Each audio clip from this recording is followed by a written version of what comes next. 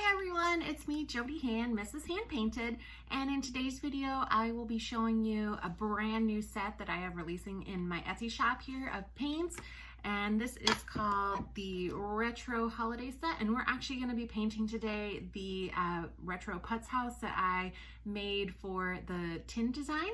So I did this here in my little watercolor sketchbook. And I'm going to show you how I painted this with the new retro holiday set. Show that there. This has got 8 awesome colors in it, including 3 single pigment primaries. So you'll get a single pigment red, yellow, and blue in there. You can see my little hand logos in there. You can see how cute those are. I'll just quickly go over the colors for you so you can see what you're going to be getting in that set. It's got 8 different half pans in there.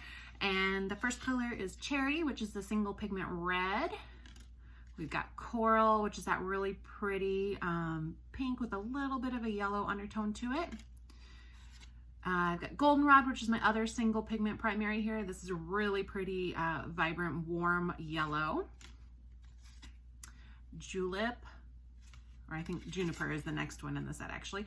Juniper, which is a really pretty green. That'll be perfect for painting little trees at the set if you're doing Christmas paintings. Julep, which is a little bit lighter green with some really nice granulation. In fact, the juniper has a little bit of granulation to it as well, if you test that out.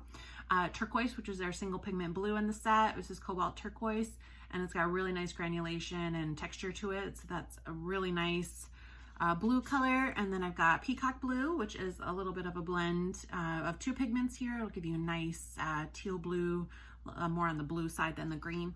And then 1 shimmer in here, which is a mica shimmer. It's a transparent silver mica, so that you can add to any of the colors to make a shimmer out of those, or use it just to add a little sparkle to your painting, which is what I do here. And I'll show you, it's kind of hard to see, but hopefully you can see it in the tutorial video, but it does have some shimmer to it. There, you can see a little bit of that shimmer. I added that just to make it look like little sparkly snow on the Putz house. So I hope you guys can check it out. I will put a link in the description for my Etsy shop. So I am releasing that paint set today, which is Sunday, November 1st at 12 o'clock Central Standard Time. So I'll be posting that video hopefully here before noon today so that you can see that and get in on that set. I will be doing a restock later in the month as well. So if you don't get one today, you can get one later this month as well. And I have a bunch of different options and singles as well if you want to get some of the half pans of just single colors in the set. But this is really fun. You can make some little Christmas villages with this, and I'll show you how you can make a little A-frame retro Christmas village house with a little car with a tree. And we'll be using 2 different brushes in this video. I'm using my Princeton Velvetouch 1/4 inch mini dagger striper, which I love for doing the trees. And then I'm using a Princeton Neptune round 4, which is a really great brush with synthetic bristles. So if you don't have any of these Princeton brushes, I love them. They're my favorites. I love the Velvetouch line and the Neptune line that Princeton has. So make sure you check those out. Without further ado, let's get started, and I'll show you how you can paint this really cute retro Christmas village house. All right, guys, I'm just going to jump right in here. I am using a Faber-Castell graphite aquarelle pencil. This is water-soluble graphite, and I'm just going to draw a simple outline of a triangle for my little house, and then we'll draw in the windows after that. So I just try to draw as even as I can, and one little tip I can give for getting an equal looking triangle, if you're just freehand drawing it, is to just, as you do one side, flip your paper upside down, and then you can look and make sure that you have your angles equal. Or if you want to print off a piece of clip art out of a paint program or Word or something like that, you can just get a little clip art graphic of a triangle online. Just Google triangles and you can find plenty. So I'm just going to pencil in my window shapes here. So I'm just following along the same angles of my triangle to make 3 rows of windows here. And I hope you can see that pretty well. It's pretty light, but I'm just doing skinny triangles at the top, and then I am having my line follow down the center so that everything is even and there's a little gap. And then I'm putting on the bottom row a little door and a little small window next to it. So I'm just trying to make a little kind of, we'll call it a kitschy house, Christmas kitsch. little retro style A-frame Christmas village here. I'm not going to draw in the trees and stuff. I'll just paint those directly in using our Dagger brush. And then I'm just going to draw a little angular kind of car here. Definitely not a true to life car, just kind of a little car illustration. So I'm just drawing some little goofy angles here for it, and just put some little tires in there, little bumper on it. And we'll just put some little angular windows very similar to the house frame. So, all right. So this is, I did mention in the intro, I'm doing this in my sketchbook that I put together myself. I did a Coptic stitch binding with some, uh, this is with fluid 100 paper in there. So 100% cotton paper in there. And now I'm just using a kneaded eraser, just kind of pick up some of my extra pencil lines and make it a little bit lighter. So when I go back over with some of my lighter paint colors, it doesn't show up as much. So I'm just kind of just gently rubbing that and dabbing off the pencil with that kneaded eraser to pick up the lead or the graphite. I guess it's not a lead pencil, it's a graphite pencil. All right, so I'm using the Princeton Neptune round 4. And then I'm using my retro holiday set, and I realize here my daughter ninja'd herself up on the desk and picked that up. So I got my wet paint pan got all over, so I got coral on a couple extra pans by accident. All right, and as you notice, I'm using the round 4 to pick up the color and put it on my palette because I don't want to put my Dagger brush directly into the pans because it might damage the bristles trying to get all that paint wiggled out of there. So I'm actually putting it on my little plate there, my porcelain plate, and then I'll use that after I use my round to get the paint gathered. So I'm using the Dagger brush here, and I made a straight line as a reference for my trunk of my tree, and then I'm going around with the around that frame of the trunk with my Dagger brush, and I'm kind of just turning it on its side and just mostly dabbing it down to make my branches. So if you've watched any of my other videos, this is my favorite method for doing little evergreen type trees. So uh, really like that Dagger brush for this, and I'm using the mini Dagger striper from the Princeton Velvet Touch line because this is a pretty small painting, so I didn't want to use the bigger Neptune Dagger brush because that's got a much bigger bristle, and I didn't want to have it get too out of control. So I'm using that mini Dagger striper from the Velvet Touch line. That's really nice for these little trees. All right, so the next color I'm doing here, this was a peacock blue, and I'm going to just add in some other small trees around the house. So I'm just using the house frame as a reference to go around, and I'm trying not to cover up too much of the windows because we'll go back in later to fill in the windows. So I don't want to get too much. And also on that, we have that coral pink tree first. I did want to make sure that was mostly dry before I went in. Otherwise, all my blue will bleed right into the pink. So I just waited a bit there to let that dry.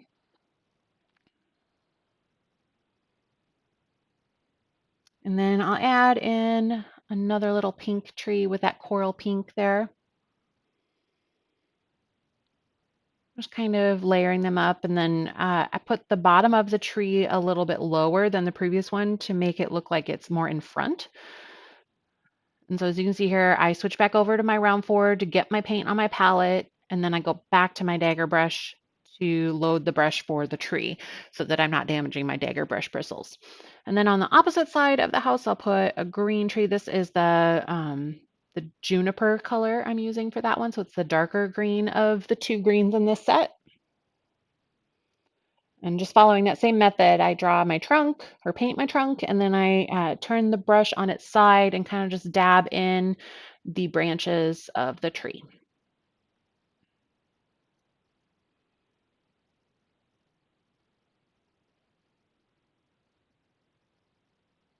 All right, so now I'm going to get that turquoise color. And I'm just going to dilute that down a little bit so I get a nice light blue. It's a really pretty single pigment color. And I'm using my round 4 to just paint in the car. And I'm just going around the windows because I want those to be gray. And we'll use the Tombow brush markers that I have for that. So I did put that in the supplies list on the description of the video. So I'm using the Grayscale set of the Tombow brush pens, the dual brush markers. So just kind of filling in around my little drawing of around the tires and around the windows.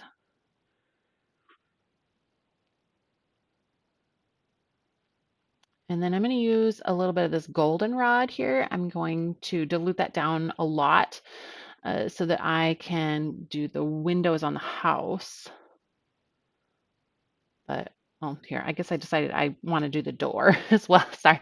I'm doing the voiceover here after the fact because my kids were making a ton of noise when I was painting this. So I didn't record the sound while I was doing it. So I forgot which order I painted this. So I just filled in the door as well with that same turquoise color. And you can't tell too much here, but there is a slight granulation in that blue. And now I'm going back with the goldenrod that's really diluted just to fill in my windows so that it looks like there's light on inside the house. Nice glowing, very light yellow windows. And if you get a little bit too much here, I tried to dilute this down quite a bit because I just want it to be like a soft glow. I don't want it to be jarringly bright yellow because the yellow in the set is actually a really deep golden yellow. So if you do it nice and concentrated, you'll have a really dark yellow, but I'm just going to lightly fill in. And if you have too much, you can just pick up pigment off of the other ones and move it around there.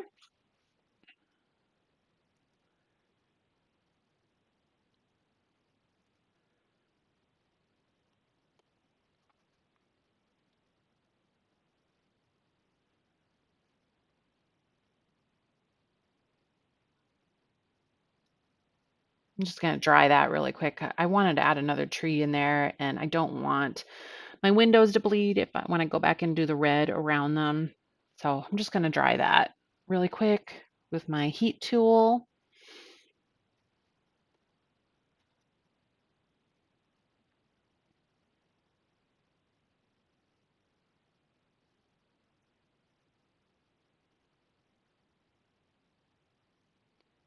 All right, so I'm going to do a little tree on top of the car, and I want it to be a little bit of a darker green. So I'm actually just going to mix together some of the juniper color with some of that peacock blue just to give me a really, really dark green. It's going to look a little bit more of the blue side, but you can mix some of these colors together. And if you follow me on Instagram, I did share a mixing chart for this set as well, so you can see all the different colors that you can make with these paints. Since I do have 3 single pigment primaries in there, there's a lot of color mixing options available. So here, I'm actually going to turn my paper on the side so that I can do the tree so it's laying on its side on top of the car. So they're bringing a little Christmas tree home to their little house.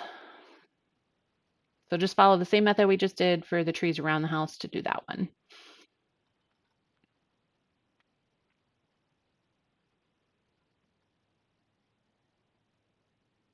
All right, so for the outside part of the house around those windows, I'm going to use the bright red color that I have in this set. It's called Cherry. This is the single pigment red, and it's a really bright red. I would compare it probably to, I think it's the same pigment as like Pyrrole Scarlet or Pyrrole Red. So it's a really bright, nice primary warm red that you can use.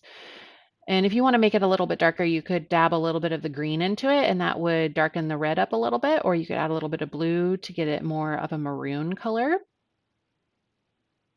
But just kind of play around mixing your colors to get the desired red that you want. And so I'm just very, very carefully going around with my round 4 here to go around the branches of that tree. So I'm just taking my time and using very, very light touch there to make sure I'm just using the tip of the brush, the very fine point, and to go around all those little branches of the tree. So just going around my windows now.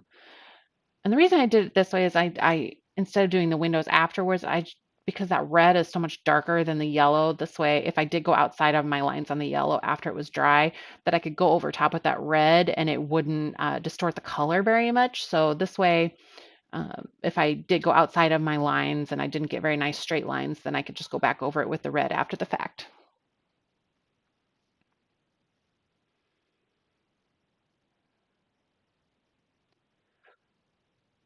And And if you are not comfortable using a little bit bigger brush, I mean, this is still a smaller brush, but it's not a tiny brush. You could always go down to a 1 or 2 to do these smaller lines, or if you wanted to draw it in a larger scale, so it's not quite so small. I just liked making these about like they're about 4 inches high, I think. 3 to 4 inches high is what I ended up painting these. I have a whole bunch of these, and I also did a bunch of Putz House series on my Etsy shop. You can see I've got tree skirt with this and some different artwork with the retro holiday signs, and I've got a variety of these little Putz houses I painted. And I'll also have some stickers coming to the shop really soon here with the Putz houses. So if you're really into that Christmas kitsch and the retro look, I've got a whole bunch of items in my Etsy shop as well that you can feel free to use for inspiration to do some more little Putz houses. All right, so just kind of try and clean up my lines here and get nice and straight, make sure they're even. I'm gonna line that up so my center line is nice and straight and not uneven. So just really try to take my time with this.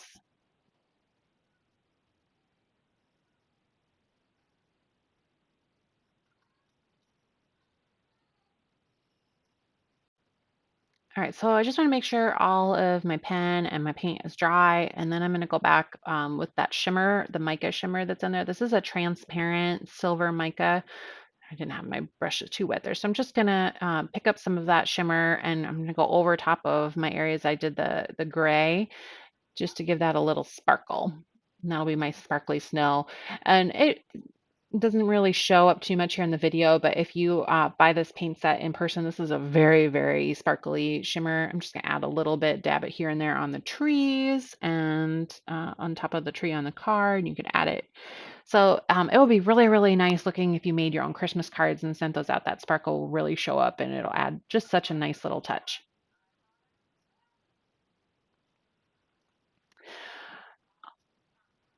All right, guys, I think that's going to do it for this little video. And I just want to thank you so much for all your support here on YouTube. And for anyone who has visited my shop, I really appreciate it. Make sure you subscribe so you don't miss out on any of my upcoming videos. Thanks, guys, and have a great day.